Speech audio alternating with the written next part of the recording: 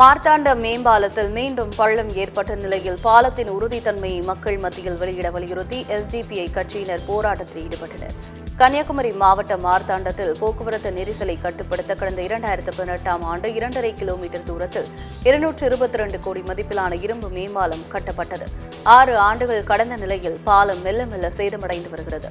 மேம்பாலத்தில் மீண்டும் பள்ளம் ஏற்பட்டதால் போக்குவரத்து நிறுத்தப்பட்டது. உடனே பாலத்தை சரி செய்யவும் உறுதித்தன்மை குறித்த நிபுணர்கள் குழு ஆய்வு மேற்கொள்ளவும் வலியுறுத்தி எஸ்டிபிஐ கட்சியினர் போராட்டம் நடத்தினர்.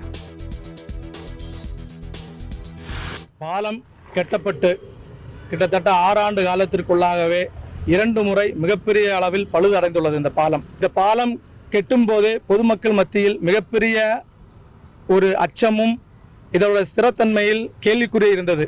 அந்த கேள்விக்குறி இன்றைக்கு உள்ள இந்த 2 முறை பழுதடைந்த நிலையில் மக்களுக்கு அந்த உறுதித்தன்மை போய்விட்டது. இந்த பாலத்தின் மீது உள்ள உறுதித்தன்மை போய்விட்டது.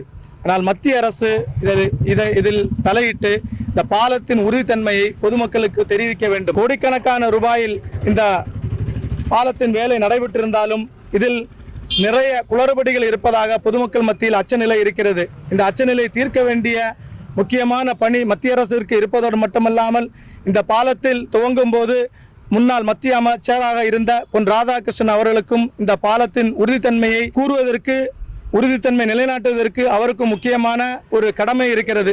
அதை அவர் செய்ய வேண்டும் என்று இந்த நேரத்தில் Social Democratic Party of India